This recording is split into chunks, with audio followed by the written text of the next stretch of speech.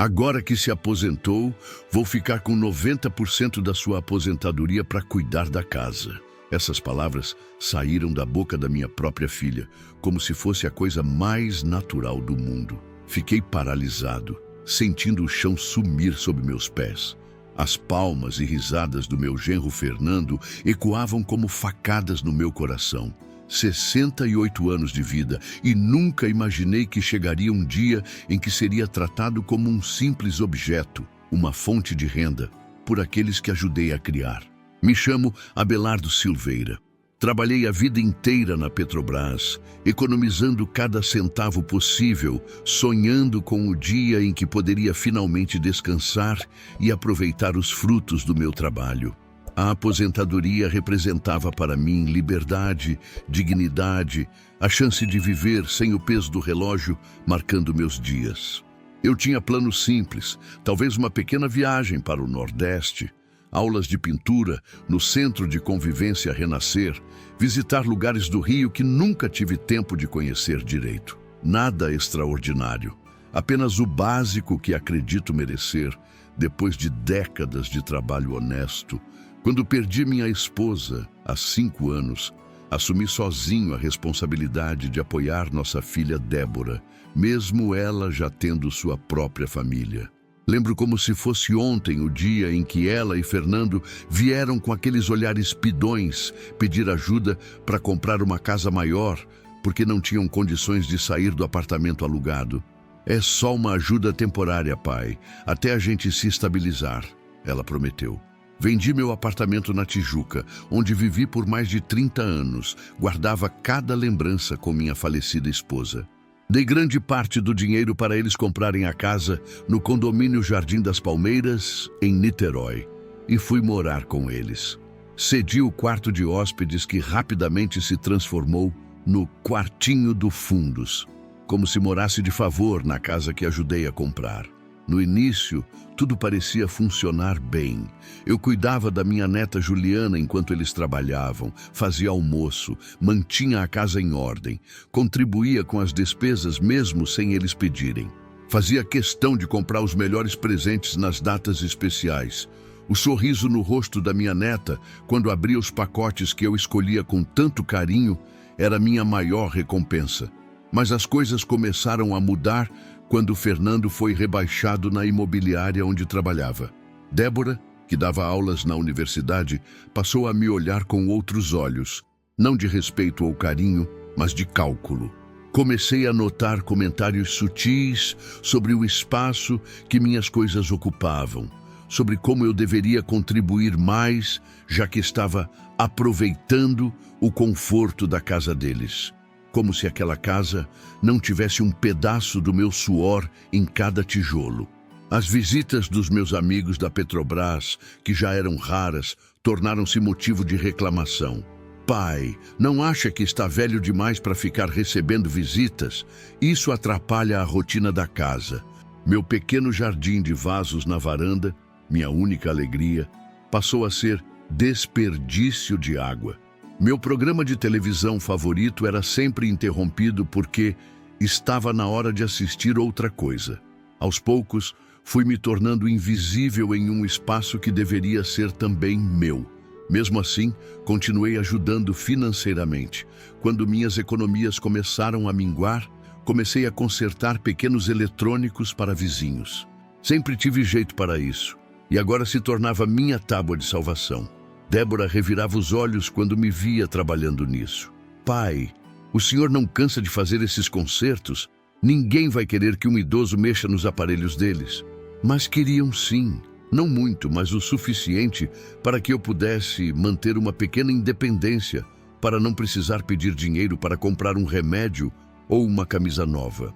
Foi quando recebi a carta da Petrobras, confirmando minha aposentadoria, que vi uma luz no fim do túnel. Finalmente, teria uma renda fixa, modesta, mas minha. Poderia talvez até alugar um quartinho em algum lugar, recuperar minha privacidade, minha dignidade. Ingenuamente, organizei um jantar especial para comemorar. Fiz aquela feijoada que todos adoram, comprei um vinho barato, mas gostoso, Até um bolo pequeno encomendei da vizinha Neide, que faz por encomenda. A mesa estava posta. Minha neta Juliana me ajudou a decorar com algumas flores do jardim. Eu estava feliz, genuinamente feliz depois de tanto tempo.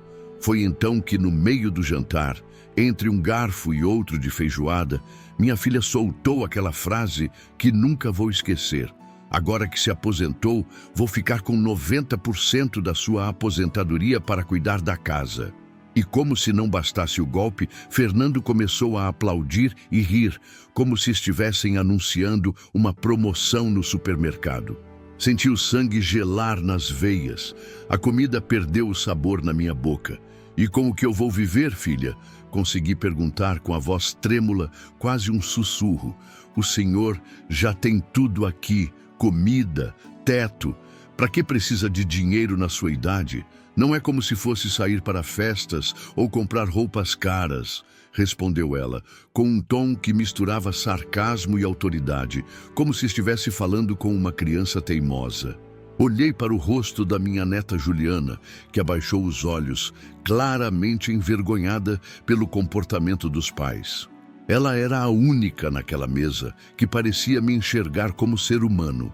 Naquela noite, deitado na cama do quarto pequeno que me foi designado, sem conseguir dormir, fiquei repassando toda a minha vida, cada sacrifício que fiz pela minha filha, cada noite sem dormir quando ela estava doente, cada hora extra que trabalhei para dar a ela o que eu nunca tive. Chorei silenciosamente, para que ninguém ouvisse, com aquela dor profunda que só quem já se sentiu traído por quem mais ama pode entender. Foi então que algo dentro de mim despertou. Uma força que eu não sabia que ainda existia. Não, eu não seria prisioneiro na minha própria velhice. Não entregaria o controle da minha vida a quem claramente não se importava com meu bem-estar. Eu merecia mais do que sobras de respeito, migalhas de dignidade. Você já se sentiu assim? Como se toda uma vida de trabalho e dedicação fosse reduzida a nada? De onde você é? Deixe nos comentários sua cidade. Sou do Rio de Janeiro, cresci na Zona Norte, trabalhei duro para conquistar meu espaço. E agora, aos 68 anos, descobria que precisava lutar novamente, desta vez contra minha própria família.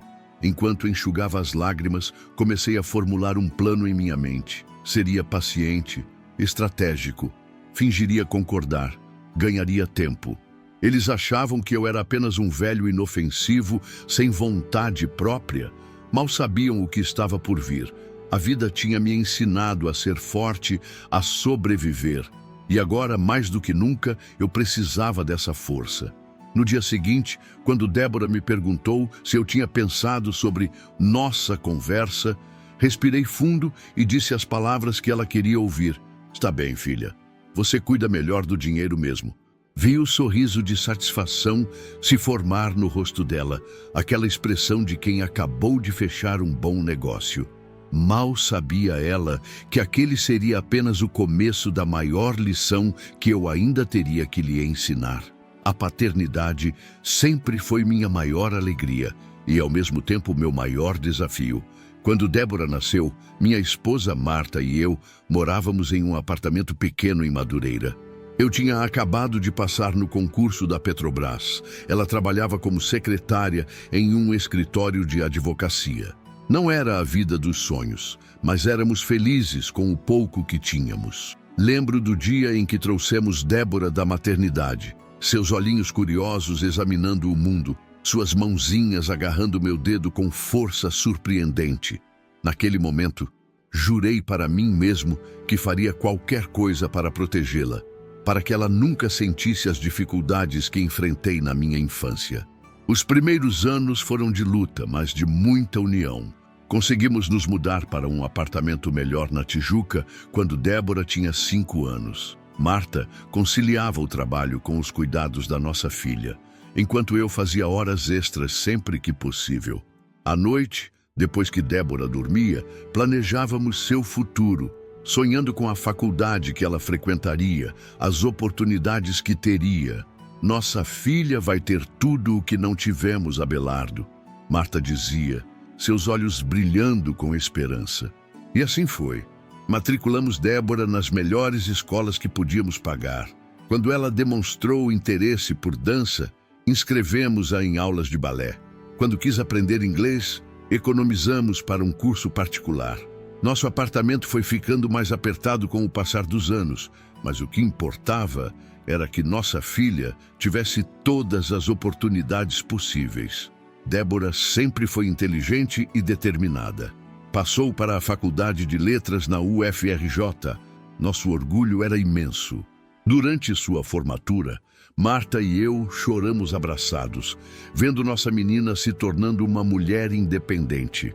Valeu cada sacrifício, sussurrei para Marta, que assentiu, enxugando as lágrimas. Foi durante a pós-graduação que Débora conheceu Fernando. Ele era alguns anos mais velho, cursava especialização em marketing imobiliário.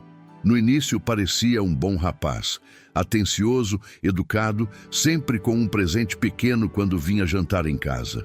Que genro perfeito, comentava Marta, encantada com os modos dele. O casamento aconteceu 2 anos depois. Gastamos o que tínhamos e o que não tínhamos para fazer uma festa bonita. É o dia mais importante da vida dela, justificava Marta quando eu me preocupava com os custos. E realmente, ver nossa filha radiante naquele vestido branco, dançando com o marido sob as luzes decorativas do salão de festas, parecia valer cada centavo. A vida seguiu. Débora conseguiu uma posição como professora universitária.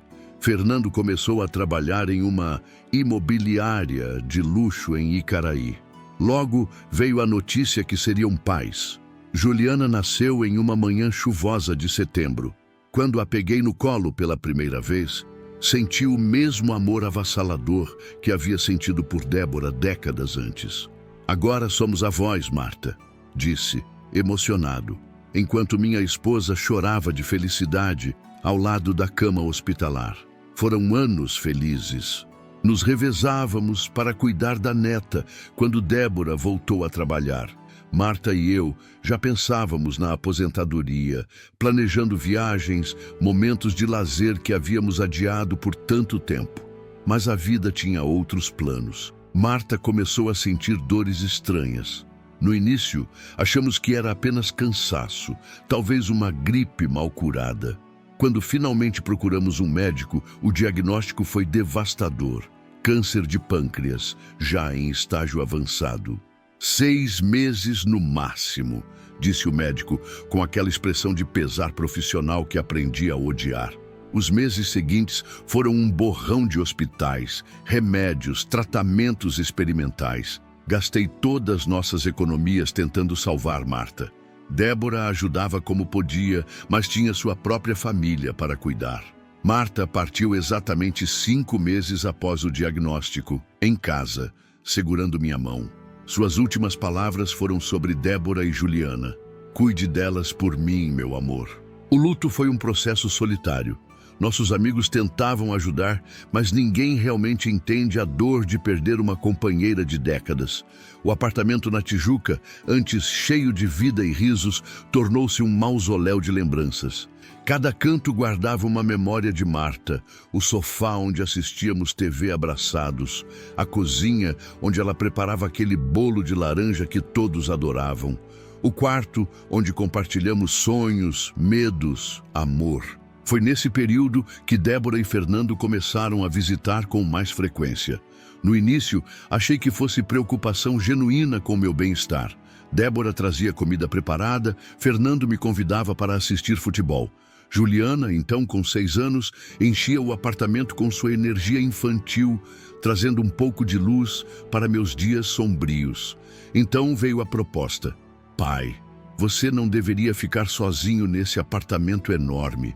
Por que não vende e vem morar conosco? Temos aquele quarto de hóspedes que quase nunca usamos. Seria bom para você, bom para Juliana ter o avô por perto. A ideia parecia sensata. O apartamento na Tijuca realmente tinha se tornado grande demais para mim sozinho. A manutenção era cara, as escadas começavam a ser um desafio para minhas pernas envelhecidas, e a perspectiva de estar perto da minha neta diariamente era tentadora. Vendi o apartamento por um valor razoável.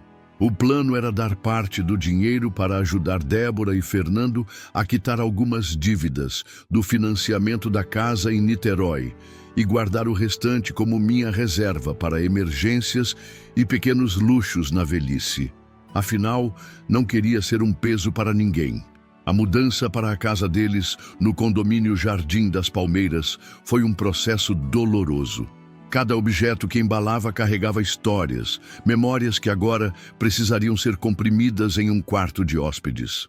Pai, não acho que vai caber tudo isso no seu quarto, comentou Débora, olhando para minhas caixas. Talvez seja a hora de se desfazer de algumas coisas. Me desfiz de muito. Móveis que Marta e eu compramos quando casamos, livros que colecionamos ao longo dos anos, até mesmo o aparelho de som onde dançávamos nas noites de sexta-feira. Guardei apenas o essencial, algumas fotografias, o relógio de pulso que Marta me deu no nosso aniversário de 25 anos de casamento. No início, a convivência parecia funcionar. Eu ajudava com as tarefas domésticas, buscava Juliana na escola, preparava o jantar para quando todos chegassem do trabalho.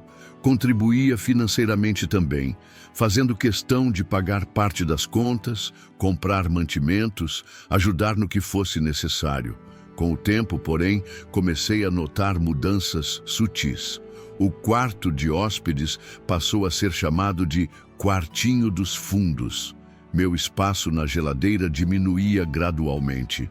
Minhas opiniões sobre a educação de Juliana passaram a ser recebidas com sorrisos forçados e mudanças rápidas de assunto. A situação piorou quando Fernando foi rebaixado na imobiliária. Algo sobre metas não cumpridas, clientes insatisfeitos. O salário menor significava mais pressão financeira, mais discussões noturnas que eu fingia não ouvir através das paredes finas. Débora passou a fazer horas extras na universidade, chegando cada vez mais tarde, cada vez mais cansada. Foi quando comecei a perceber os olhares, o jeito como Fernando examinava minha pequena estante de livros no canto da sala, como se calculasse quanto espaço ela ocupava desnecessariamente. O modo como Débora suspirava quando eu deixava um copo na pia, como se fosse um insulto pessoal. Pai, precisamos repensar o arranjo do seu quarto, disse ela certo dia.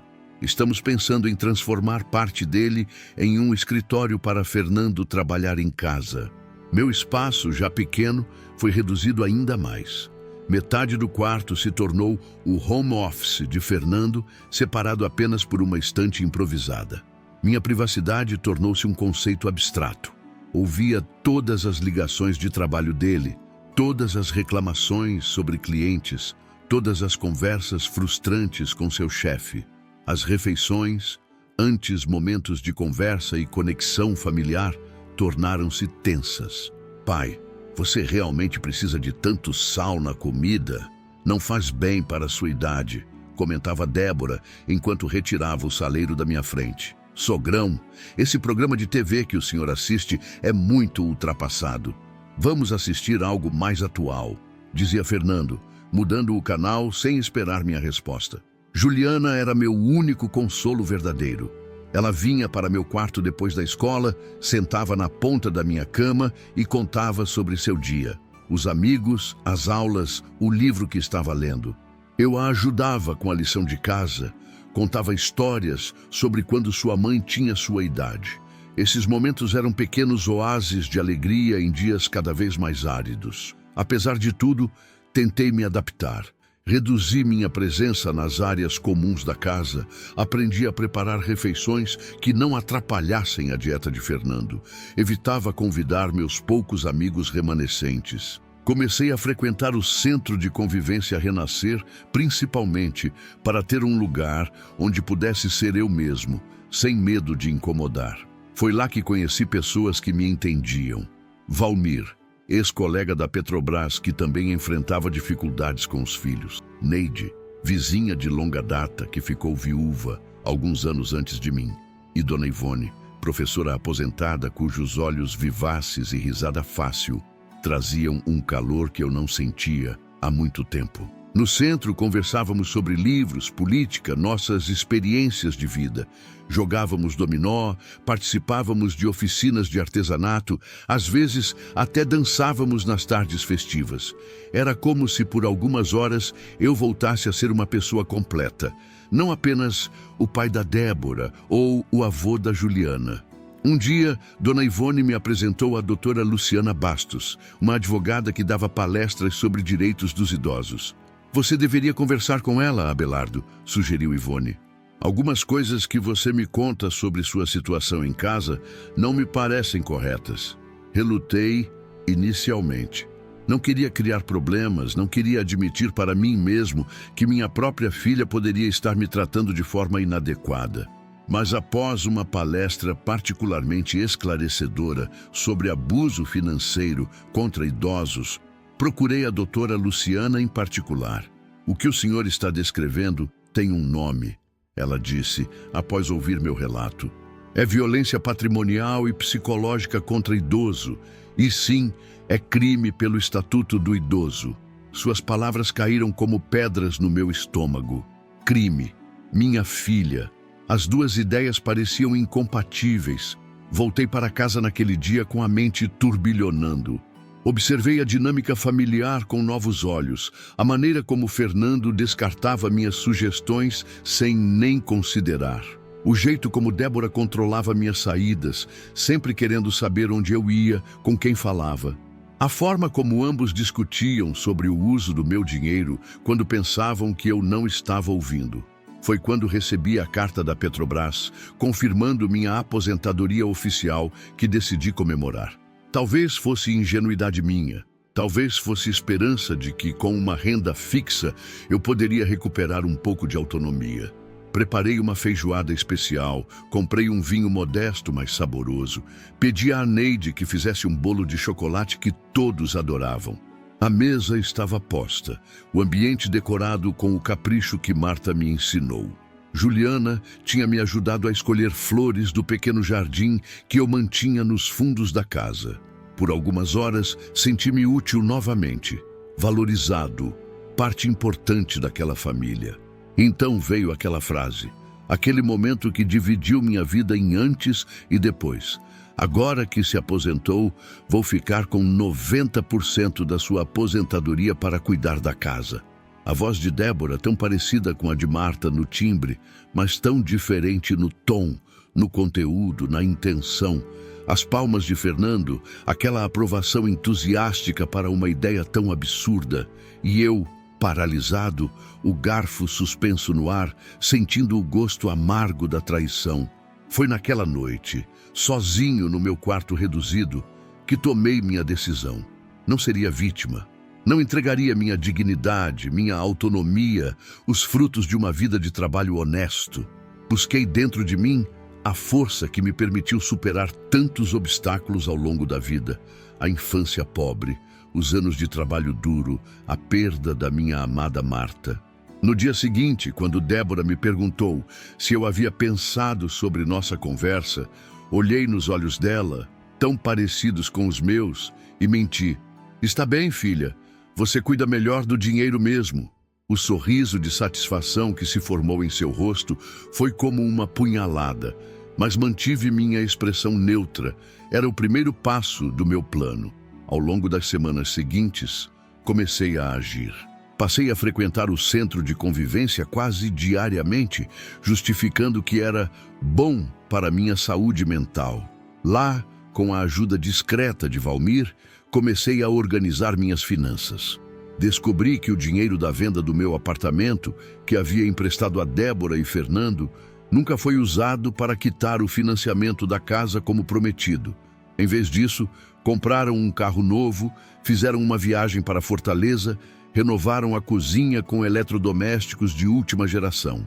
Com orientação da doutora Luciana, entendi que tinha direitos legais sobre parte da casa, já que meu dinheiro havia sido investido nela. Também aprendi sobre programas habitacionais para idosos, sobre como proteger minha aposentadoria de apropriações indevidas, sobre como garantir que minhas decisões fossem respeitadas. Ao mesmo tempo, fortaleci minha rede de apoio.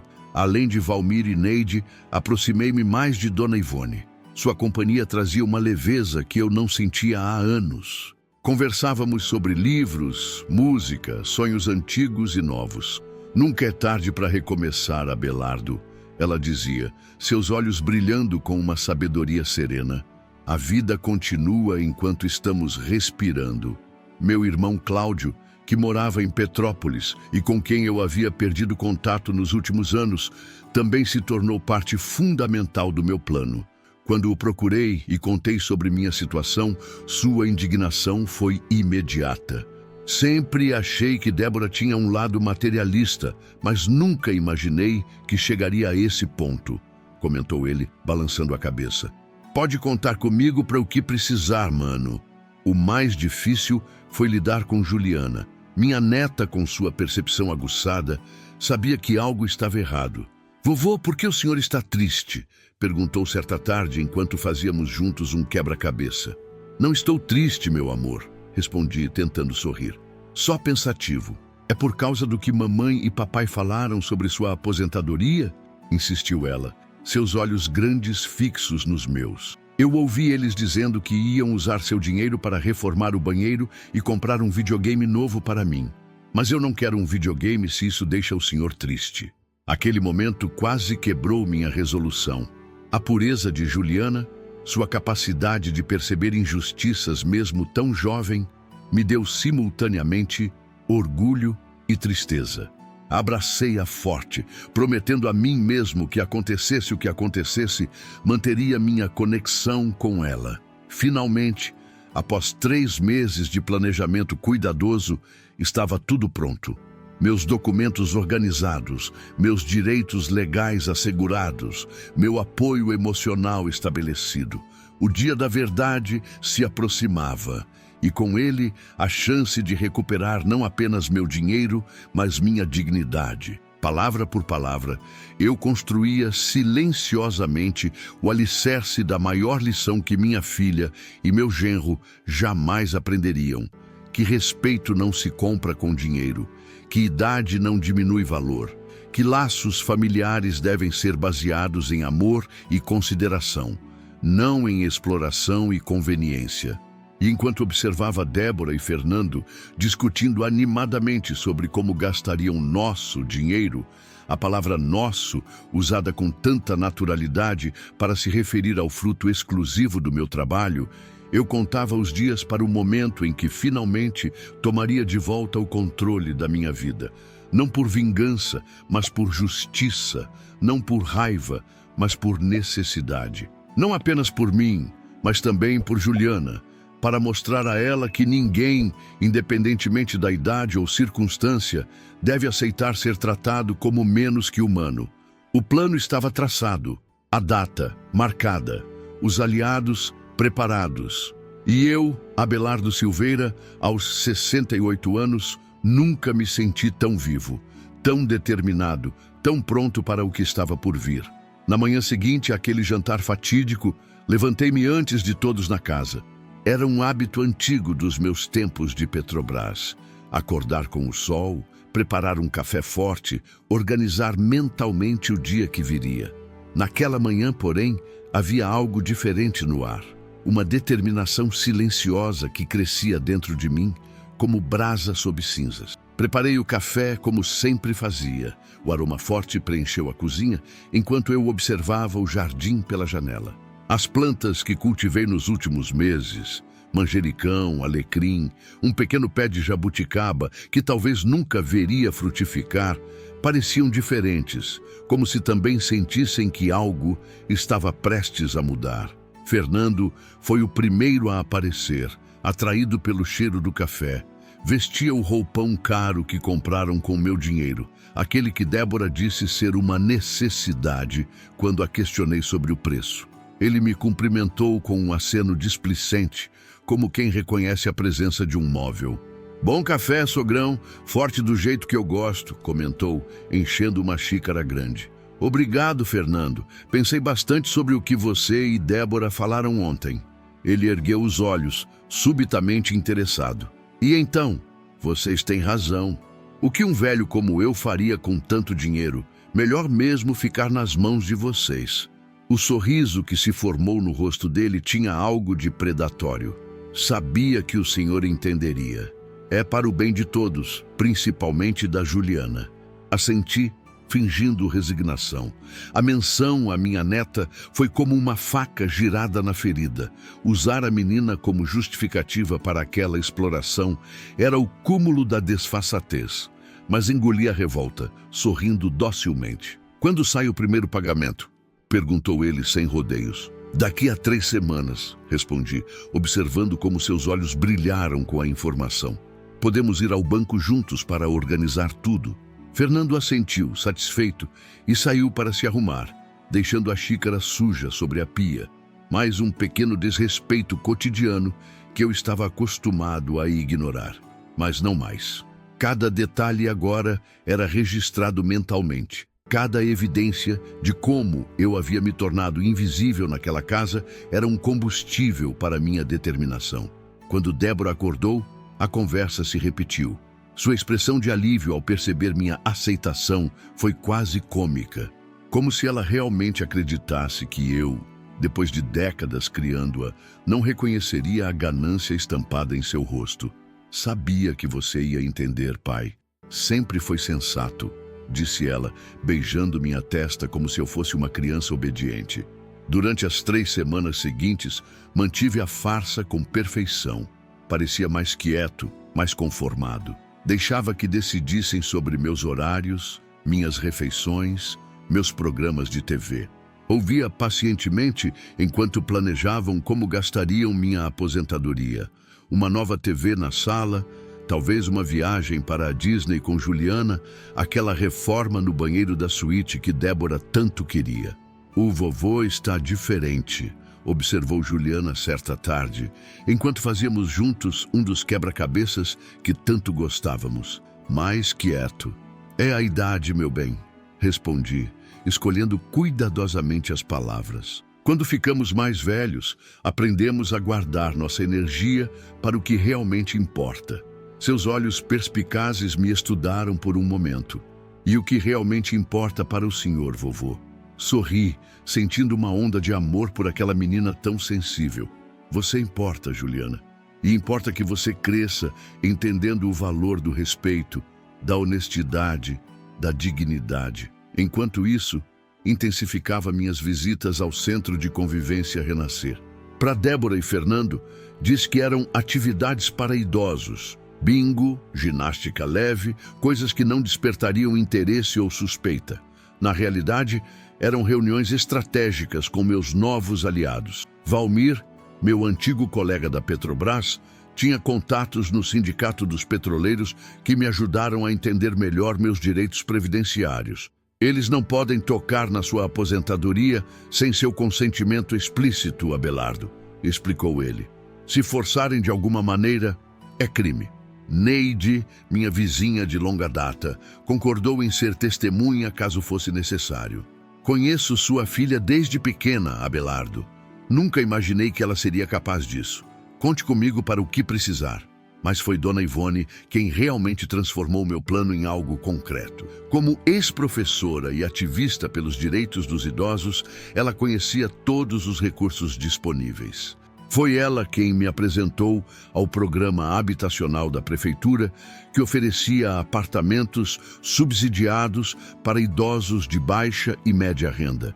"O senhor se qualifica perfeitamente", explicou a assistente social que nos atendeu, "especialmente considerando sua situação atual de possível violência patrimonial. A ideia de ter meu próprio espaço novamente, um lugar onde ninguém controlaria meus horários ou criticaria minhas escolhas, parecia um sonho distante que começava a ganhar contornos de realidade. O apartamento era pequeno, um quarto, sala, cozinha e banheiro, mas ficava em um condomínio seguro, próximo à Baía de Guanabara, com uma vista que lembrava os dias em que Marta e eu namorávamos naquela orla. "É perfeito", disse para Dona Ivone quando fomos visitar o local. "Posso imaginar meus vasos de plantas na varanda, talvez até um pequeno jardim vertical." Ela sorriu, seus olhos encontrando os meus com uma compreensão profunda. A vida tem dessas surpresas, Abelardo. Quando pensamos que estamos no final, descobrimos que é apenas um novo começo. Paralelamente, trabalhava com a doutora Luciana Bastos para garantir meus direitos sobre a casa onde atualmente morava.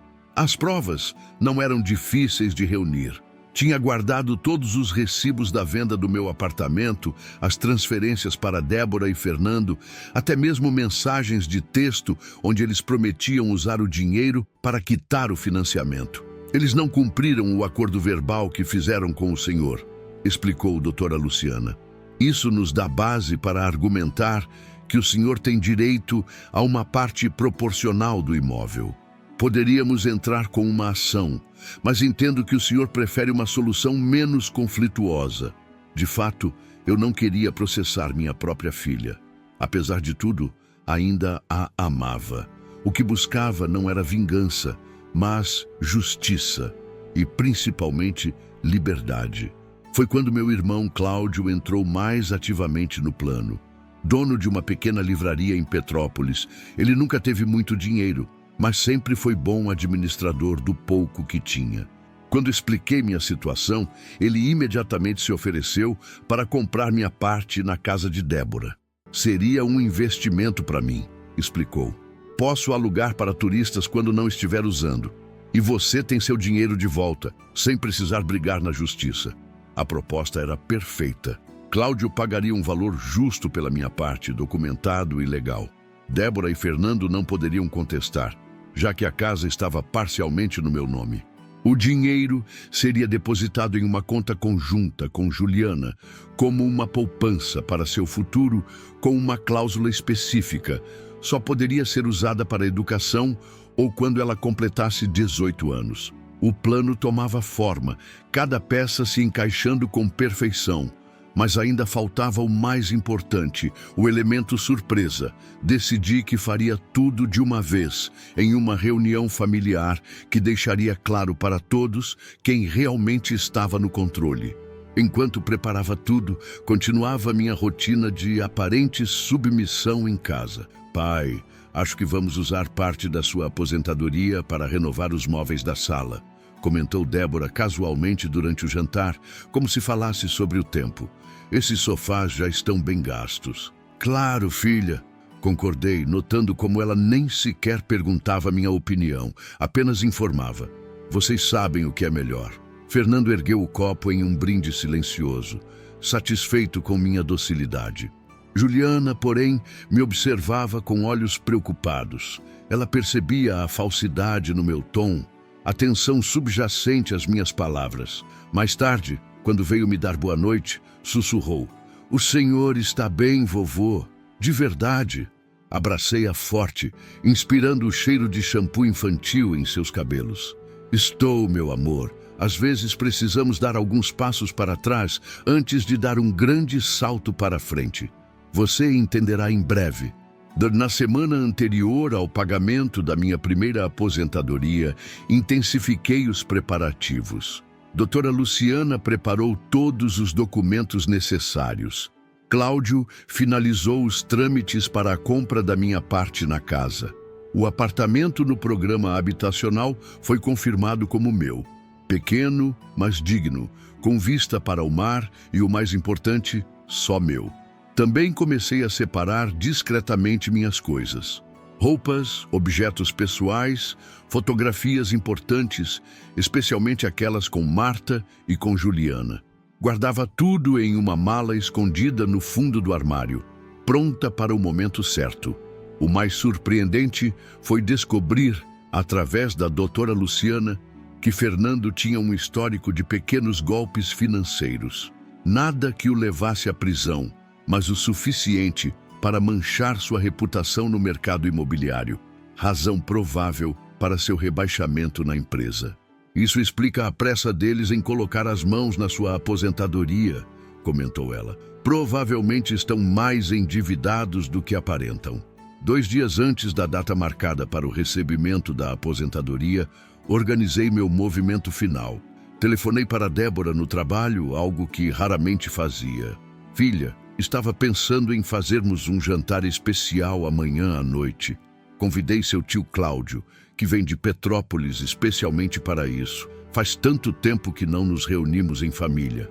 Pai, amanhã é complicado. Tenho uma reunião de departamento que pode se estender. Por favor, Débora, insisti colocando uma nota de súplica na voz. É importante para mim. Prometo que não será longo. Ela hesitou, depois cedeu. Tudo bem, vou tentar sair mais cedo. No dia seguinte, preparei tudo com esmero. Fiz aquela feijoada que todos adoravam. Comprei um vinho bom. Não o mais barato desta vez, mas um que Marta e eu guardávamos para ocasiões especiais. Arrumei a mesa com o melhor jogo de jantar da casa, aquele que Débora só usava quando recebia colegas da universidade. Cláudio chegou cedo, trazendo consigo o contrato de compra e venda já assinado e reconhecido em cartório. Doutora Luciana e Neide chegaram logo depois. Coloquei-os na sala explicando mais uma vez o plano. Dona Ivone ficaria de plantão no telefone, pronta para me receber caso as coisas saíssem do controle. Tem certeza disso, Abelardo? Perguntou Cláudio, preocupado. Ainda dá tempo de voltar atrás. Balancei a cabeça, resoluto. Nunca tive tanta certeza de algo na minha vida, irmão. Isto não é sobre vingança, é sobre dignidade. Quando ouvi o carro de Fernando estacionando, seguido pelo de Débora minutos depois, senti uma calma estranha me envolver. O medo havia desaparecido, substituído por uma certeza tranquila. Qualquer que fosse o resultado daquela noite, eu estaria finalmente tomando as rédeas da minha própria vida. Pai, o que é isso? Perguntou Débora ao entrar e ver a sala cheia. Seu olhar passou de Cláudio para Neide, detendo-se com suspeita em doutora Luciana, que ela não conhecia. Pensei que seria apenas um jantar em família. E é exatamente isso, filha, respondi calmamente. Uma reunião de família para discutirmos questões importantes. Por favor, sentem-se. Juliana pode ficar no quarto dela por enquanto. O que temos para conversar é assunto de adultos. Fernando parecia desconfiado. Mas Débora, sempre preocupada com as aparências, sorriu tensamente e pediu que Juliana fosse para o quarto. A menina obedeceu relutantemente, lançando-me um olhar interrogativo antes de sair. Quando estávamos todos acomodados na sala, comecei calmamente, como quem inicia uma conversa trivial. Há 3 semanas, durante um jantar que organizei para comemorar minha aposentadoria, vocês dois me informaram que ficariam com 90% do meu benefício.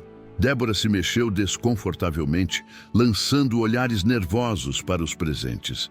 Pai, acho que este não é o momento para discutir assuntos particulares. Pelo contrário, filha, este é exatamente o momento. Mantive a voz firme, mas sem hostilidade. Durante 3 meses, venho observando como vocês gradualmente me transformaram em um hóspede indesejado na casa que ajudei a comprar. Como minhas opiniões são ignoradas, meus hábitos ridicularizados, minha presença apenas tolerada. Mas Fernando tentou interromper, mas ergui a mão, pedindo silêncio. Por favor, deixe-me terminar. Durante toda a minha vida, trabalhei duro para dar a você, Débora, tudo que esteve ao meu alcance. Quando sua mãe faleceu, vendi nosso apartamento para ajudá-los, confiando que o dinheiro seria usado para quitar o financiamento desta casa. Isso não aconteceu. Em vez disso, compraram um carro novo, fizeram uma viagem, renovaram a cozinha. Pai, nós íamos pagar, mas surgiram outras prioridades. E tentou explicar Débora, mas sua voz falhou ao ver minha expressão. Prioridades. Entendo. Como sua prioridade agora é tomar 90% da minha aposentadoria, deixando-me com migalhas, como se eu fosse uma criança incapaz ou um funcionário mal pago. Foi então que apresentei os documentos que doutora Luciana havia preparado. Comprovantes de todas as transferências que fiz para eles. O contrato da venda do meu apartamento. Mensagens onde prometiam usar o dinheiro para quitar a casa. E, finalmente, o contrato de venda da minha parte no imóvel para Cláudio. O quê? Você não pode fazer isso! Explodiu Fernando, finalmente entendendo o que estava acontecendo. Esta casa é nossa. Não, Fernando. Esta casa é parcialmente minha, como comprovam estes documentos. E estou no meu direito de vender minha parte para quem eu quiser.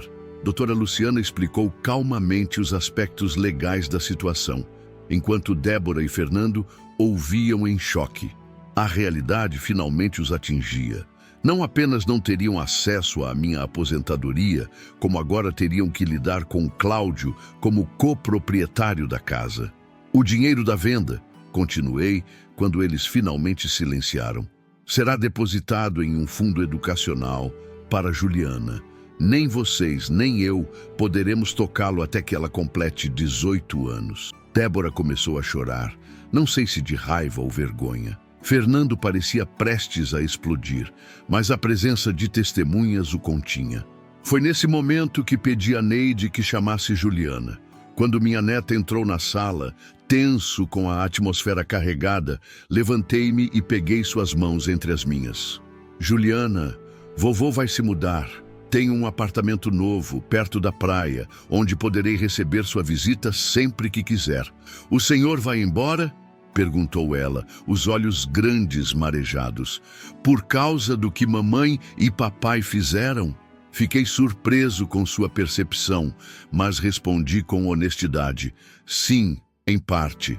Mas principalmente porque chegou a hora de vovô ter seu próprio espaço novamente. Um lugar onde possa receber amigos, cultivar plantas, viver sua vida com dignidade. E você será sempre bem-vinda lá. Entreguei a ela um pequeno embrulho, um celular simples, pré-pago. Este será nosso segredo. Você pode me ligar ou mandar mensagem quando quiser, sem precisar pedir permissão. Ela abraçou o presente contra o peito, entendendo a importância daquele gesto. Então, para surpresa de todos, virou-se para os pais.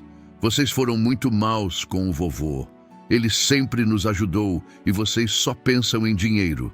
O silêncio que seguiu aquelas palavras infantis, mas profundamente verdadeiras, foi ensurdecedor. Débora parecia finalmente perceber a magnitude do que havia feito. Não apenas tentar explorar financeiramente o próprio pai, mas permitir que a filha testemunhasse essa exploração, aprendendo a lição errada sobre como tratar os mais velhos. Estou decepcionado, não vou negar, disse finalmente olhando para minha filha. Mas ainda acredito que você pode aprender com isso, Débora. Não pelo meu bem, pois este capítulo está encerrado, mas pelo bem de Juliana, pelo exemplo que você quer dar a ela. Levantei-me, sinalizando que a reunião estava terminada. Cláudio, doutora Luciana e Neide fizeram o mesmo. Estarei saindo amanhã cedo. Já organizei minhas coisas. E quanto à minha aposentadoria, ela será depositada na minha conta, a qual só eu tenho acesso. Quando caminhávamos para a porta, senti Débora segurar meu braço. Havia lágrimas genuínas em seus olhos agora. Pai, eu sinto muito. Não sei o que deu em mim, em nós. Por favor, não vá. Olhei para minha filha, a menina que embalei nas noites de febre, que ensinei a andar de bicicleta, que vi crescer e se tornar mulher. Senti uma tristeza profunda, mas também uma certeza inabalável. Às vezes, Débora, precisamos perder algo para entender seu valor. Talvez um dia possamos reconstruir nossa relação em novas bases, mas por enquanto preciso deste espaço, preciso desta dignidade. Saí daquela casa sentindo um peso imenso deixar meus ombros. O futuro era incerto, sim, mas pela primeira vez em muito tempo era um futuro que eu mesmo estava escolhendo. Na manhã seguinte acordei antes do sol nascer. Havia dormido pouco, mas uma energia diferente percorria meu corpo. Arrumei cuidadosamente a pequena mala que havia preparado dias antes. Algumas roupas, objetos pessoais, fotografias importantes e documentos. Olhei uma última vez para o quarto que havia sido meu canto nos últimos anos. Não sentiria saudades daquele espaço reduzido, mas sim dos momentos com Juliana que aquelas paredes testemunharam. Passei silenciosamente pelo corredor, parando brevemente à porta do quarto da minha neta. Resisti à tentação de entrar e beijá-la uma última vez. Seria doloroso demais para nós dois. Em vez disso, deslizei um pequeno envelope colorido por baixo da porta. Dentro, além de um bilhete carinhoso, havia o endereço do meu novo apartamento e uma chave reserva. Para quando quiser visitar o vovô, dizia o bilhete. Esta chave é só sua. A casa ainda dormia quando saí pela porta da frente. Cláudio me esperava no carro, pontual como sempre.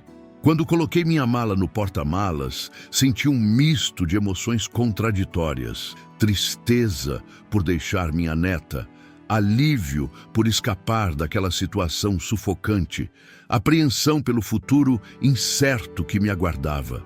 "Pronto?" perguntou meu irmão, percebendo minha hesitação. "Pronto", respondi respirando fundo, mais pronto do que estive em muito tempo. O trajeto até meu novo apartamento foi feito em relativo silêncio. Observei pela janela os contornos familiares de Niterói, dando lugar a paisagens menos conhecidas. O sol começava a despontar sobre a Baía de Guanabara, tingindo o céu com tons alaranjados e dourados. Era como se a natureza celebrasse este novo começo. "Sabe", comentou Cláudio, quebrando o silêncio, "quando éramos crianças, você sempre foi o responsável. O que cuidava de mim, o que planejava tudo, o que pensava no futuro. É estranho estar do outro lado agora, ajudando você." Sorri, recordando nossa infância difícil em Madureira. Nossos pais trabalhavam longas horas, deixando-me, mesmo criança, responsável pelo irmão mais novo. A vida tem dessas reviravoltas, não é? Mas você não está apenas me ajudando, Cláudio, está me devolvendo minha dignidade. Meu novo apartamento ficava em um conjunto habitacional para idosos na região oceânica. Era um prédio simples, mas bem cuidado, com uma área comum onde moradores se reuniam para jogar cartas ou simplesmente conversar. O programa habitacional subsidiava grande parte do aluguel, tornando-o acessível para minha modesta aposentadoria. Quando abri a porta do apartamento 304, senti algo que não experimentava há anos. A sensação de estar em um espaço verdadeiramente meu. Era pequeno, um quarto, sala conjugada com cozinha americana, banheiro e uma varanda que oferecia uma vista parcial da praia de Itaipu ao longe. Mas era limpo, arejado e, acima de tudo, meu. "O que achou?" perguntou Cláudio, observando minha reação. "É perfeito", respondi, já imaginando onde colocaria meus poucos pertences, que plantas cultivaria na varanda, como aproveitaria a luz natural que entrava abundantemente pelas janelas. Passamos a manhã organizando o apartamento. Cláudio havia trazido de Petrópolis alguns móveis básicos, uma cama, uma mesa pequena com 2 cadeiras, um sofá modesto, mas confortável. Dona Ivone apareceu por volta do meio-dia, trazendo um almoço caseiro e um vaso de violetas para dar vida ao lugar. "Então, Abelardo", disse ela enquanto comíamos, "como se sente sendo dono do próprio nariz novamente?" "Livre", respondi sinceramente. Assustado, mas livre. Era uma liberdade estranha, quase desconcertante após tanto tempo vivendo sob regras alheias. Poder decidir o que comer, quando dormir, que programa assistir, pequenas escolhas que a maioria das pessoas toma como garantidas, mas que para mim haviam se tornado luxos inimagináveis. Ao final da tarde, quando Cláudio precisou retornar a Petrópolis e Dona Ivone foi para casa, me vi sozinho pela primeira vez em muito tempo. O silêncio do apartamento não era opressivo como eu temia, mas reconfortante. Abri as janelas, deixando a brisa marinha entrar, e sentei-me na varanda com uma xícara de café, observando o sol começar sua descida no horizonte. Meu celular tocou. Era Juliana. Com o coração acelerado, atendi. "Vovô!" Sua voz infantil soou emocionada. "Achei seu bilhete. Mamãe está chorando desde que acordou e papai não para de bater portas." "O que aconteceu depois que fui dormir?" Escolhi cuidadosamente minhas palavras, não querendo prejudicar ainda mais a imagem dos pais dela. "Tivemos uma conversa difícil, meu amor. Às vezes, adultos precisam tomar decisões complicadas. Mas o importante é que você pode me visitar sempre que quiser. Como está se sentindo?" "Triste porque o senhor foi embora, mas feliz porque tenho uma chave só minha", respondeu ela, com aquela mistura de inocência e sabedoria que só as crianças possuem. "Posso ir aí no fim de semana?" "Claro, meu bem." Vou falar com sua mãe para combinarmos. Após desligar, percebi que precisaria navegar um território delicado com Débora e Fernando. Não queria usar Juliana como moeda de troca ou campo de batalha. Apesar de tudo, ainda desejava manter uma relação civilizada com minha filha, nem que fosse apenas pelo bem da minha neta. O primeiro mês em meu novo apartamento foi de adaptação. Estabeleci rotinas, conheci vizinhos, explorei o bairro. Todas as manhãs caminhava pela orla de Itaipu, sentindo o cheiro do mar, observando pescadores retornando com suas redes. À tarde, frequentava o centro de convivência que ficava próximo, onde participava de oficinas de artesanato, aulas de informática básica e, para minha surpresa, sessões de yoga para idosos. O senhor é muito flexível para a idade, comentou a instrutora após minha primeira aula. Deve ser genética boa. Não é genética, respondi sorrindo. É libertação. A administração financeira da minha aposentadoria também foi uma redescoberta. Após anos tendo minhas finanças controladas ou questionadas, poder decidir como gastar meu próprio dinheiro era uma novidade quase intoxicante. No primeiro mês, cometi alguns excessos. Comprei plantas demais para a varanda, investi em ferramentas para pequenos projetos de marcenaria que sempre quis fazer, adquiri livros que há tempos desejava ler. Foi Valmir, meu amigo da Petrobras, quem me ajudou a encontrar equilíbrio. A liberdade financeira não significa gastar sem pensar, Abelardo, explicou ele durante uma de nossas partidas de dominó. Significa ter controle, fazer escolhas conscientes. Com sua ajuda, criei um orçamento realista. Parte da minha aposentadoria ia para as despesas básicas, alimentação, contas, remédios. Outra parte era guardada numa poupança para emergências. E havia uma pequena quantia reservada para luxos. Livros, ferramentas, presentes para Juliana, ocasionalmente um jantar com Dona Ivone, cuja companhia se tornava cada vez mais especial. 3 semanas após minha mudança, recebi a primeira visita de Juliana. Débora a trouxe numa manhã de sábado, o semblante ainda marcado pela mistura de vergonha e ressentimento. Evitamos conversas prolongadas. Apenas combinamos o horário para buscar a menina no dia seguinte. Assim que Débora partiu, Juliana explorou animadamente cada canto do apartamento. Vovô, que vista linda! Dá para ver o mar. E essas plantas todas são suas? E essa estante de livros? Posso ler algum? Seu entusiasmo era contagiante. Passei o dia mostrando a ela o bairro, levando-a à praia, apresentando-a aos vizinhos que já haviam se tornado amigos.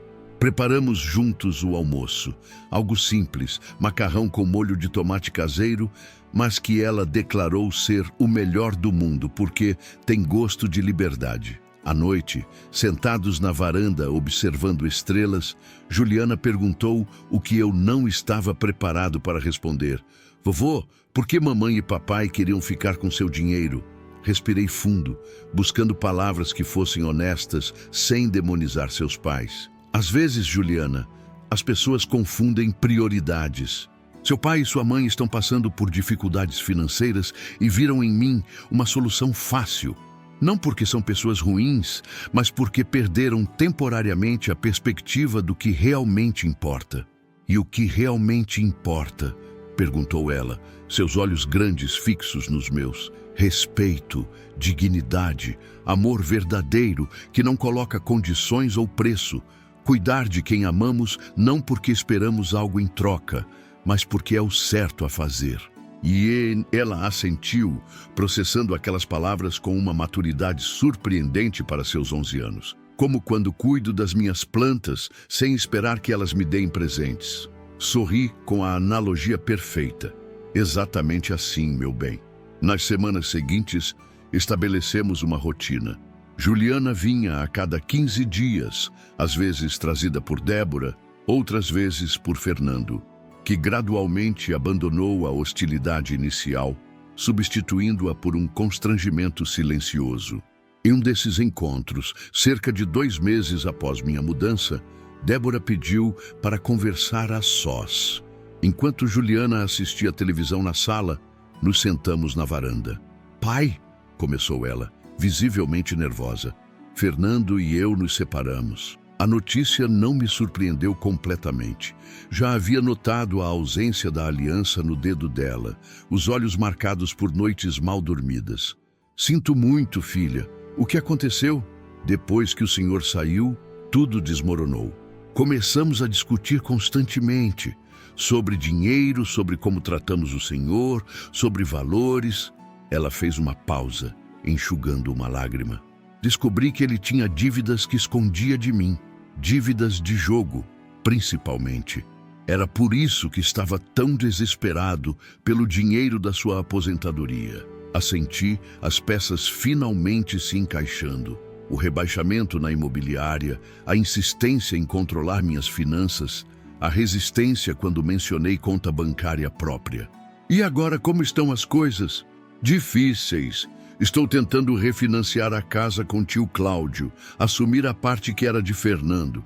Voltei a dar aulas particulares nos fins de semana para complementar a renda. Ela hesitou, então continuou. Mas, de certa forma, me sinto mais leve, como se tivesse acordado de um pesadelo. Percebi o quanto me afastei dos meus próprios valores, o quanto deixei a ganância dele me contaminar. Não disse nada, deixando que ela continuasse seu desabafo. O pior é perceber como tratamos o Senhor, confessou, finalmente olhando diretamente em meus olhos. Como eu tratei o Senhor, meu próprio Pai, que sempre fez tudo por mim. Não sei se algum dia vai conseguir me perdoar, mas precisava dizer o quanto sinto muito. Senti uma mistura complexa de emoções, tristeza pela situação dela, alívio por ver um lampejo da filha que conheci, esperança de que algo bom pudesse surgir daquela crise. Débora, o perdão não é algo que se concede de uma vez, respondi calmamente. É um processo. Estou magoado, sim, profundamente, mas também vejo esta conversa como um primeiro passo. Você é minha filha, sempre será, e sempre haverá espaço para reconstruirmos nossa relação em novas bases. Naquele momento, Juliana apareceu na porta da varanda. Está tudo bem? Por que a mamãe está chorando? Está tudo bem, meu amor, respondi, estendendo o braço para que ela se juntasse a nós. Sua mãe e eu estamos tendo uma conversa importante sobre recomeços. Aquela tarde marcou uma virada nas nossas relações familiares. Não houve reconciliação instantânea ou perdão milagroso. Feridas profundas levam tempo para cicatrizar. Mas havia um caminho sendo aberto, uma possibilidade de cura que antes parecia impossível. Enquanto isso, minha vida no novo apartamento florescia. A varanda se transformou em um pequeno jardim suspenso, com ervas aromáticas, flores coloridas e até mesmo um pequeno limoeiro em um vaso especial. O interior ganhou personalidade com artesanatos que produzia nas oficinas, fotografias emolduradas, livros que finalmente tinha tempo para ler. Minha amizade com Dona Ivone também evoluía. Começamos a frequentar juntos concertos gratuitos na praça, sessões de cinema para idosos no shopping próximo, palestras na biblioteca municipal. Havia entre nós uma compreensão mútua, um respeito genuíno, que gradualmente se transformava em algo mais profundo. Nunca imaginei que aos 68 anos estaria nervoso como um adolescente para convidar uma mulher para jantar. Confessei a Valmir durante uma de nossas caminhadas matinais pela praia. Ele riu, dando tapinhas encorajadores em minhas costas. O coração não envelhece, Abelardo. Só ganha mais histórias para contar. O convite foi feito em uma tarde de quinta-feira, após uma aula de yoga. Preparei um jantar simples, mas caprichado no meu apartamento. Peixe grelhado com ervas da minha varanda, arroz com brócolis, salada fresca. Para a sobremesa, pudim de leite, receita antiga de Marta que guardei com carinho. Isto é um encontro, Abelardo Silveira? Perguntou Dona Ivone com um sorriso maroto, ao notar a mesa arrumada com esmero, as velas, a música suave ao fundo. Se a senhora aceitar que seja Ivone Teixeira, respondi, sentindo o rosto esquentar como não acontecia há décadas. Foi uma noite memorável. Conversamos por horas, descobrindo coincidências em nossas vidas, lugares que ambos frequentamos sem jamais nos encontrar, livros que ambos amávamos, sonhos semelhantes que nutrimos ao longo dos anos. Quando a acompanhei até a porta, já passava da meia-noite.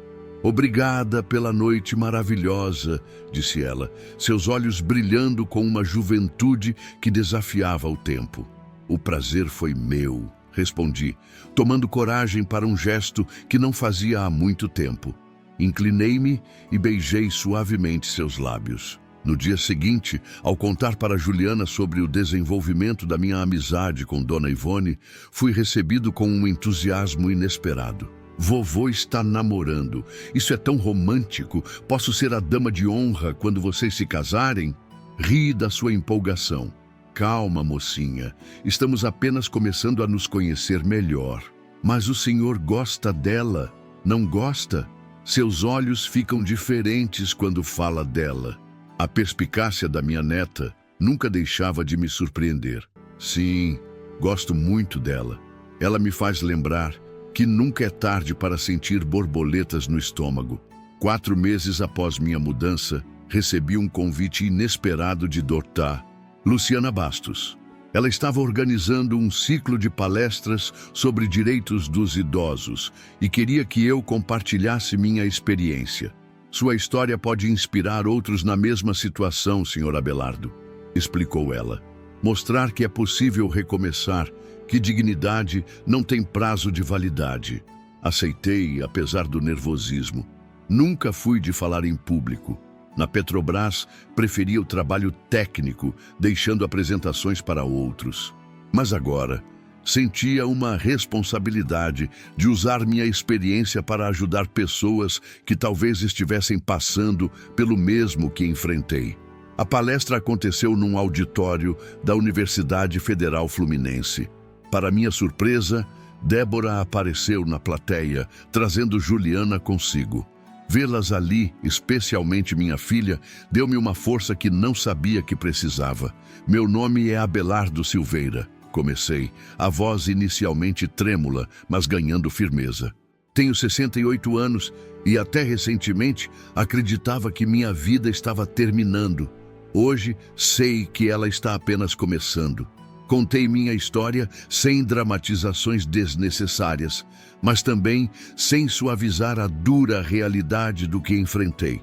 Falei sobre os sinais de alerta que ignorei, sobre como permiti gradualmente que minha dignidade fosse erodida, sobre o momento crucial em que decidi que merecia mais. "O envelhecimento não diminui nosso valor como seres humanos", concluí, olhando diretamente para os rostos atentos na plateia. "Pelo contrário, acrescenta camadas de experiência, sabedoria, história. Nunca deixem que alguém, mesmo alguém que amam, os convença do contrário." A reação foi emocionante.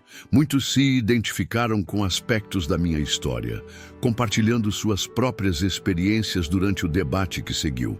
Uma senhora idosa se aproximou chorando, dizendo que meu relato lhe dera coragem para confrontar o filho que controlava sua aposentadoria. Um senhor contou que havia vendido sua casa para ajudar os netos na faculdade e agora vivia num quartinho nos fundos, tratado como um hóspede indesejado. Após o evento, enquanto conversava com alguns participantes, senti alguém tocar meu braço. Era Débora. "Pai, eu não sabia que você se sentia assim. Ouvir sua história desse jeito, como alguém de fora."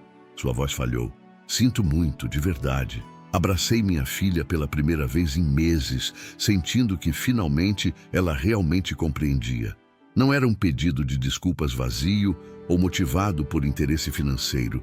Era um reconhecimento genuíno do dano causado, o primeiro passo real para uma possível reconciliação. Naquela noite, deitado em minha cama, refletindo sobre os eventos do dia, percebi quanto minha vida havia mudado em apenas alguns meses. De um idoso resignado a ser explorado por sua própria família, transformara-me em alguém que não apenas retomou o controle da própria vida, mas agora ajudava outros a fazerem o mesmo. Olhei para a fotografia de Marta na mesinha de cabeceira. "Você ficaria orgulhosa", Sussurrei para a imagem sorridente da mulher que foi minha companheira por décadas. Não apenas sobrevivi, mas estou vivendo novamente. O celular tocou, interrompendo meus pensamentos. Era uma mensagem de Dona Ivone. Você esteve brilhante hoje. Jantar amanhã para comemorar? Sorri, digitando uma resposta afirmativa. Aos 68 anos, quando muitos pensam que a vida está terminando, a minha estava apenas começando um novo e promissor capítulo. 6 meses se passaram desde minha mudança para o apartamento na região oceânica. A primavera chegava com força total, enchendo minha varanda de cores vibrantes. As begônias floresciam em tons de rosa e vermelho. O pequeno limoeiro exibia seus primeiros frutos ainda verdes. As ervas aromáticas espalhavam seu perfume pela brisa marinha que entrava livremente pelas janelas. Naquela manhã de sábado, acordei cedo como de costume. Preparei meu café, forte e sem açúcar, e o levei para a varanda junto com o jornal do dia. Era um ritual simples, mas profundamente significativo. Poder escolher como começar meu dia, sem interrupções, sem críticas veladas, sem a sensação constante de estar incomodando alguém com minha mera existência. O telefone tocou, interrompendo meus pensamentos. Era Débora. Pai, bom dia. Estou ligando para confirmar o almoço de amanhã. Claro, filha. Está tudo preparado. Ivone vai me ajudar com a sobremesa. Havia uma pausa hesitante do outro lado da linha. Posso levar algo? Um vinho, talvez? Se quiser, pode trazer uma sobremesa para as crianças. Respondi, notando como nossa relação havia evoluído para um equilíbrio delicado. Não a intimidade despreocupada de antes, mas também não a tensão hostil dos meses anteriores. Estávamos reaprendendo a ser pai e filha, com novos limites, novo respeito. O almoço de domingo havia se tornado uma tradição recente. Uma vez por mês, Débora trazia Juliana e seu novo namorado, Alexandre, um professor de história que conhecera na universidade. Cláudio vinha de Petrópolis quando podia. Ivone, agora uma presença constante na minha vida, ajudava nos preparativos e trouxe uma dimensão de alegria que há muito não experimentava. Após desligar, voltei para meu café, que agora estava morno. Não me importei. O tempo havia se tornado um aliado, não mais um adversário. Aos 68 anos, finalmente aprendi a saborear cada momento, cada xícara de café, cada conversa, cada nascer do sol sobre a baía. Meus pensamentos foram interrompidos por batidas na porta. Era o carteiro, trazendo um envelope oficial. Reconheci o timbre da prefeitura de Niterói. Abri-o com curiosidade crescente. Prezado senhor, Abelardo Silveira, temos o prazer de convidá-lo para integrar o Conselho Municipal do Idoso, representando os moradores do Programa Habitacional Terceira Idade em Movimento. Reli a carta 2 vezes, assimilando seu significado. Após minha palestra na UF, havia sido convidado para falar em outros lugares, centros comunitários, associações de aposentados, até mesmo em uma escola onde os alunos estudavam questões sociais. Não sabia que essas atividades haviam me colocado no radar da administração municipal. O telefone tocou novamente. Era a doutora Luciana Bastos. Recebeu a carta, senhor Abelardo? Fui eu quem indicou seu nome. Acabo de abrir, doutora. Estou surpreso. Não sei se tenho qualificação para isso. Ela riu do outro lado da linha. O senhor tem a qualificação mais importante, experiência vivida. E mais que isso, a coragem de transformar sua experiência em algo positivo para outros. Após desligarmos, sentei-me novamente na varanda, a carta ainda em minhas mãos. Como a vida dá voltas, pensei. Há 1 ano, eu era um idoso resignado a ser explorado pela própria família, escondendo minha tristeza em um quartinho dos fundos. Agora, estava sendo convidado para ajudar a formular políticas que protegeriam outros na mesma situação. O resto daquele dia passou em um turbilhão de atividades. Fui até o mercado comprar ingredientes para o almoço de domingo, passei no centro de convivência para a aula de yoga. Encontrei-me com Valmir para nossa caminhada habitual pela orla. Em cada atividade, a carta da prefeitura permanecia em meus pensamentos. Um lembrete tangível de quanto minha vida havia mudado. À noite, Ivone veio jantar. Nosso relacionamento havia evoluído gradualmente, com o respeito e a paciência que só a maturidade traz. Não havia a pressa impetuosa da juventude, mas sim uma apreciação profunda da companhia um do outro, das conversas, dos silêncios compartilhados.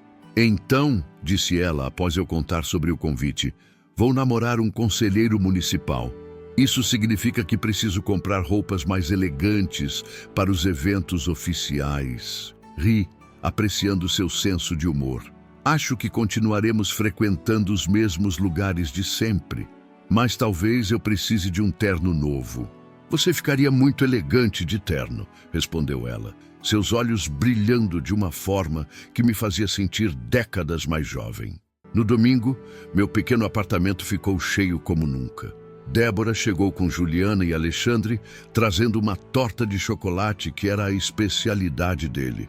Cláudio veio de Petrópolis, acompanhado pela namorada que conhecera recentemente, uma bibliotecária que compartilhava seu amor por livros raros. Valmir e sua esposa Conceição completavam o grupo junto com Ivone. A mesa da sala, normalmente suficiente apenas para 2 pessoas, foi estendida com uma tábua improvisada sobre cavaletes. Cadeiras foram emprestadas de vizinhos. O espaço estava apertado, mas ninguém parecia se importar.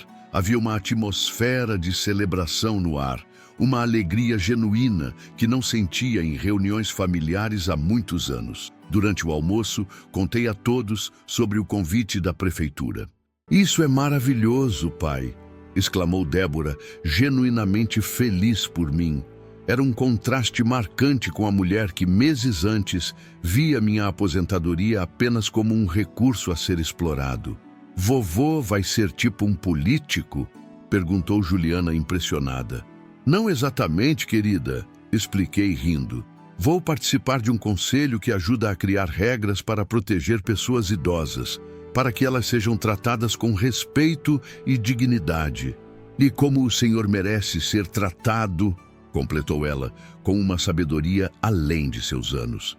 Vi Débora baixar os olhos momentaneamente, um lampejo de vergonha ainda presente, mas agora acompanhado de um genuíno arrependimento. Após a sobremesa, enquanto os outros conversavam na sala, Débora me chamou para a varanda.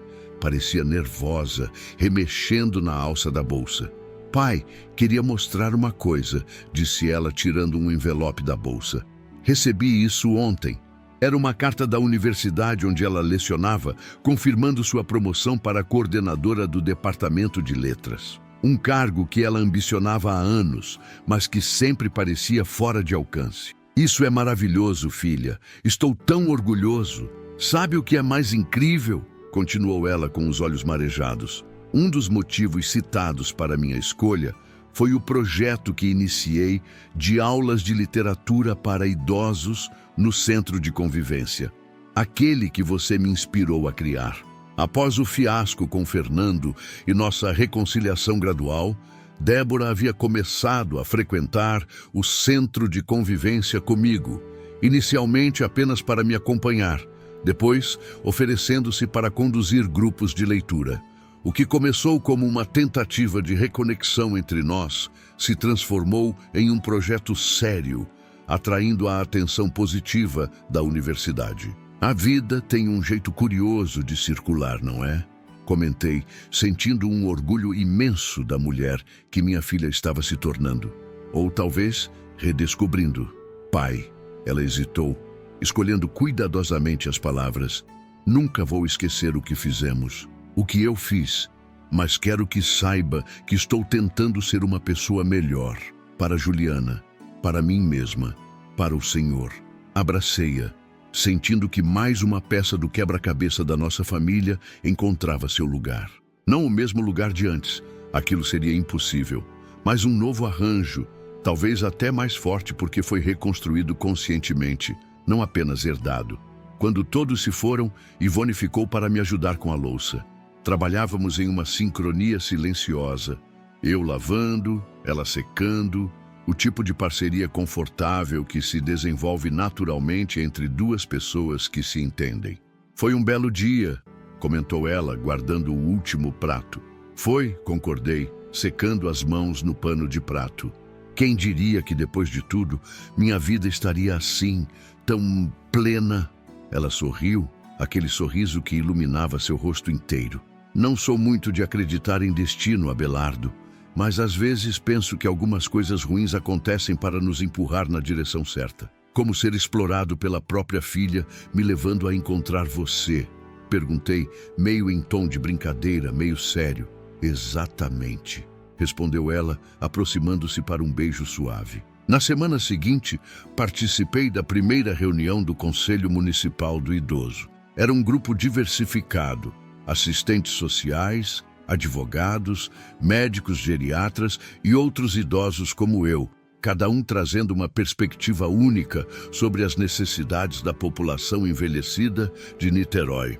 Durante minha apresentação, contei brevemente minha história, não para despertar pena ou indignação, mas para ilustrar como mesmo pessoas com educação e recursos podem se tornar vulneráveis quando envelhecem, como a exploração financeira muitas vezes vem disfarçada de cuidado, como é crucial manter a autonomia e dignidade em todas as fases da vida. O que precisamos, concluí, não são apenas leis que punam o abuso depois que ele ocorre, mas programas educativos que previnam que ele aconteça, que mostrem aos mais jovens que envelhecer não é perder valor, é ganhar sabedoria. Minhas palavras ressoaram no grupo. Logo, estava envolvido em um projeto piloto para levar informações sobre direitos dos idosos às escolas municipais. A ideia era simples. Se educássemos as crianças desde cedo sobre o valor dos mais velhos, talvez a próxima geração tratasse seus idosos com mais respeito e dignidade. O projeto me trouxe uma nova energia. 3 vezes por semana, visitava escolas diferentes, conversando com alunos de todas as idades. Para as crianças menores, contava histórias que ilustravam o respeito aos mais velhos. Para os adolescentes, falava abertamente sobre questões como abuso financeiro, abandono, a importância da autonomia. Muitos se identificavam com as histórias, reconhecendo situações em suas próprias famílias. Meu avô mora com a gente, mas ninguém ouve o que ele diz, comentou um menino de 12 anos após uma das palestras. Vou começar a ouvir mais. Eram momentos assim que tornavam todo o trabalho significativo. Pequenas sementes plantadas que, esperava eu, floresceriam em uma sociedade mais respeitosa com seus idosos.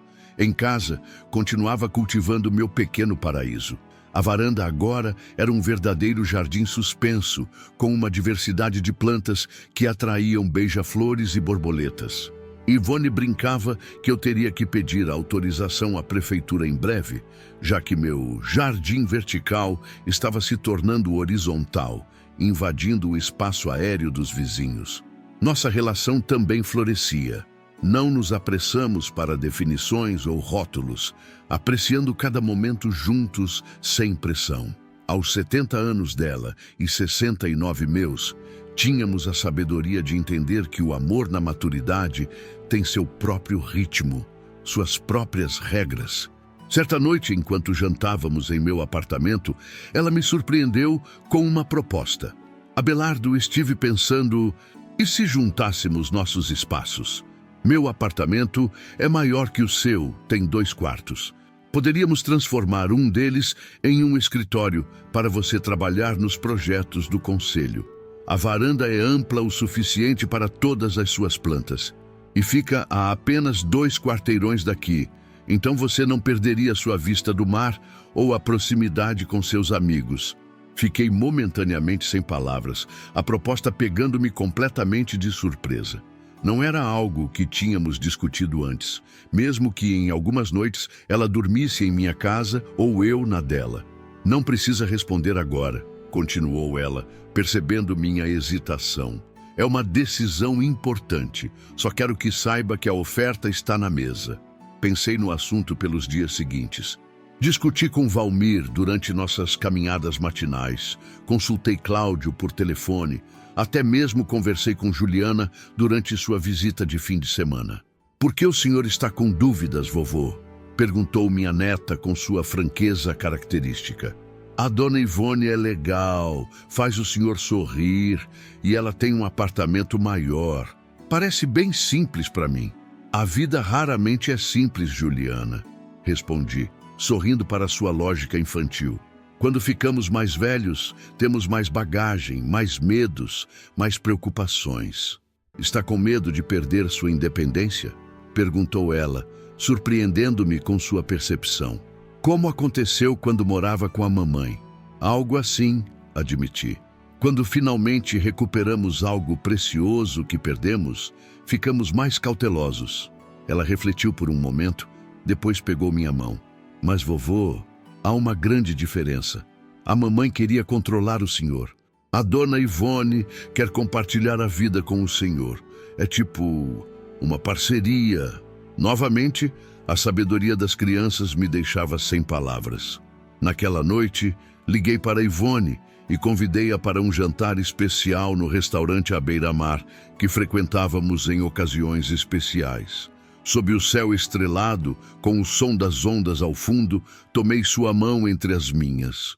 "Sobre sua proposta, a resposta é sim, mas com uma condição."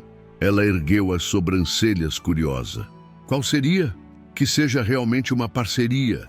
Quero contribuir igualmente com as despesas, ter voz nas decisões, manter minha autonomia dentro desse novo arranjo. Não quero ser um hóspede na sua casa, mas um companheiro no nosso lar." Seu sorriso iluminou-se, os olhos brilhando à luz das velas. "Não esperaria nada diferente de você, Abelardo Silveira. É justamente essa dignidade, essa força que me fez me apaixonar por você."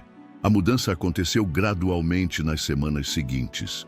Escolhemos juntos como organizar os móveis, que plantas ficariam na varanda, onde cada um teria seu espaço pessoal. Era um exercício de negociação, respeito e compromisso. Exatamente o tipo de relação saudável que eu havia desejado durante tanto tempo. O apartamento de Ivone, nosso apartamento agora, rapidamente se tornou um centro de atividade. Débora e Juliana visitavam regularmente. Cláudio aparecia sempre que estava em Niterói. Valmir e outros amigos do centro de convivência vinham para jogos de cartas nas tardes de domingo. Colegas do Conselho Municipal do Idoso se reuniam conosco para planejar novos projetos. Era uma vida plena, significativa, completamente diferente da existência apagada que levei durante aqueles anos, morando de favor na casa de Débora e Fernando. Em um dos domingos de reunião familiar, Juliana pediu para falar comigo em particular. Aos 12 anos agora, estava na transição da infância para a adolescência, mais perceptiva e reflexiva do que nunca. "Vovô, lembra daquele dia em que mamãe e papai disseram que iam ficar com sua aposentadoria?" Assenti, surpreso com a menção daquele episódio doloroso. Eu estava fingindo dormir, mas ouvi tudo. Vi como o senhor ficou triste, como eles foram maus. Ela fez uma pausa, escolhendo cuidadosamente as palavras. "Nunca entendi por que o senhor não gritou com eles naquela hora, por que não ficou bravo." Respirei fundo, tocado por sua preocupação tardia.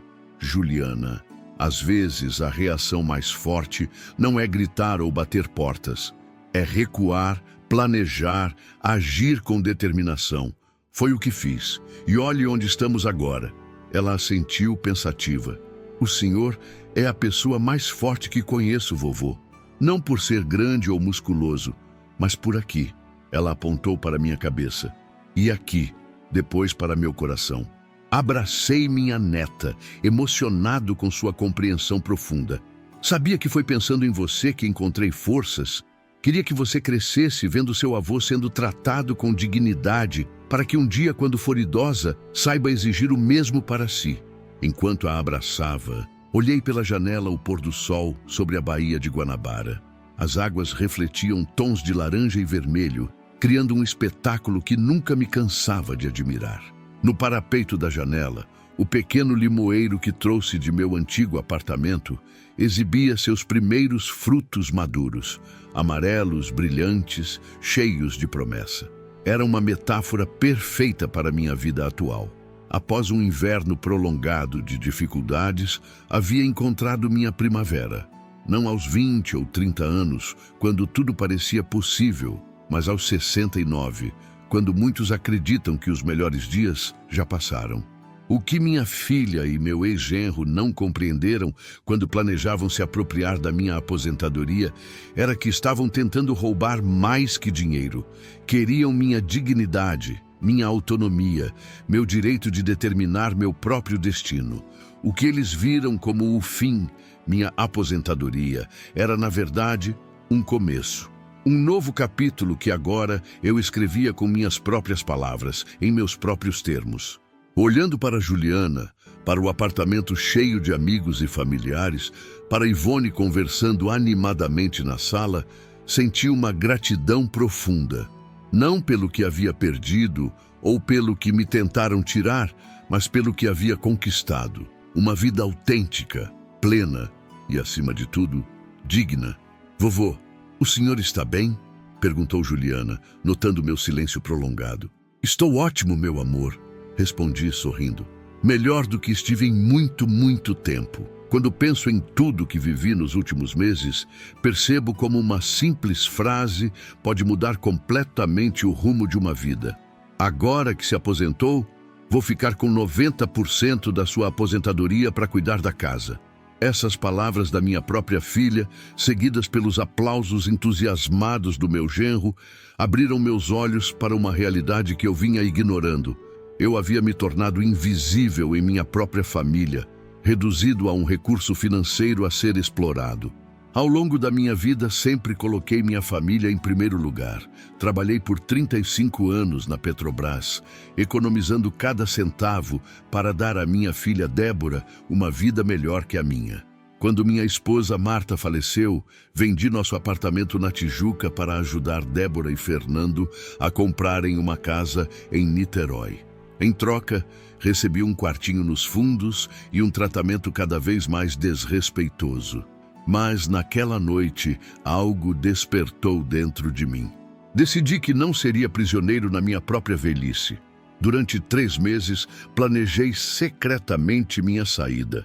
Busquei orientação jurídica com a doutora Luciana, fortifiquei meu círculo de apoio com meu irmão Cláudio e amigos como Valmir e Dona Ivone, e principalmente redescobri meu valor como ser humano. O confronto final foi doloroso, mas necessário. Quando revelei que havia vendido minha parte na casa para meu irmão e que o dinheiro seria destinado a um fundo educacional para minha neta Juliana, vi a máscara de preocupação de Débora e Fernando cair, revelando a ganância que os motivava. Saí daquela casa de cabeça erguida para iniciar uma nova vida aos 68 anos. Meu apartamento no programa habitacional para idosos tornou-se não apenas um lar, mas um símbolo da minha libertação. A varanda, transformada em jardim, simbolizava meu renascimento. E nesse novo espaço encontrei não apenas paz, mas um propósito renovado. Através do Conselho Municipal do Idoso, passei a ajudar outros que enfrentavam situações semelhantes. O relacionamento com Dona Ivone trouxe um tipo de companheirismo que não experimentava desde a perda de Marta. E aos poucos, até mesmo minha relação com Débora começou a cicatrizar, não voltando ao que era antes, mas evoluindo para algo novo, baseado em respeito mútuo e limites claros. Hoje, aos 69 anos, compartilho minha história não por vingança ou ressentimento, mas porque acredito que pode ajudar outros. Se você que está me assistindo se identificou com qualquer parte da minha jornada, seja porque também enfrenta desrespeito de familiares, seja porque cuida de um idoso e quer fazer melhor, saiba que nunca é tarde para exigir dignidade e respeito. A idade pode trazer limitações físicas, mas nunca deve diminuir nosso valor como seres humanos. Agradeço sinceramente por você ter dedicado seu tempo para ouvir minha história no canal Meu Avô Falou. Este canal existe para dar voz a pessoas como eu, idosos com histórias importantes para compartilhar, lições valiosas que só a experiência pode ensinar. Se minha história tocou seu coração de alguma forma, peço que se inscreva no canal, ative o sininho para receber notificações e não perca nenhum dos nossos vídeos. Produzir estes vídeos exige muito trabalho, pesquisa e dedicação. Temos uma equipe comprometida em trazer histórias autênticas que podem transformar vidas. Se puder, considere nos apoiar através do Valeu Demais, uma forma de doação que nos ajuda a cobrir os custos de produção e nos permite trazer novos vídeos diariamente. Sua contribuição, por menor que seja, faz toda a diferença para mantermos o canal ativo e crescendo. E, por favor, deixe seu comentário abaixo. Conte-me o que você faria no meu lugar. Conhece alguém que passou por situação semelhante? Seus comentários não apenas nos ajudam a crescer, mas criam uma comunidade de apoio para todos que assistem. Seus insights podem ser exatamente o que alguém precisava ler hoje. Antes de passar para outro vídeo, deixe seu like para que esta história alcance mais pessoas que possam precisar ouvi-la. Explore também outros vídeos do canal. Temos histórias de superação, sabedoria e coragem que certamente irão inspirá-lo. Lembre-se, nunca é tarde para recomeçar, nunca é tarde para exigir respeito e nunca, jamais, devemos aceitar ser tratados como menos do que somos. Seres humanos completos, valiosos e dignos, independentemente da nossa idade. Obrigado por estar aqui comigo. Sua presença e apoio significam mais do que você imagina. Até o próximo vídeo, onde mais uma história de vida espera para tocar seu coração e, quem sabe, mudar sua perspectiva para sempre.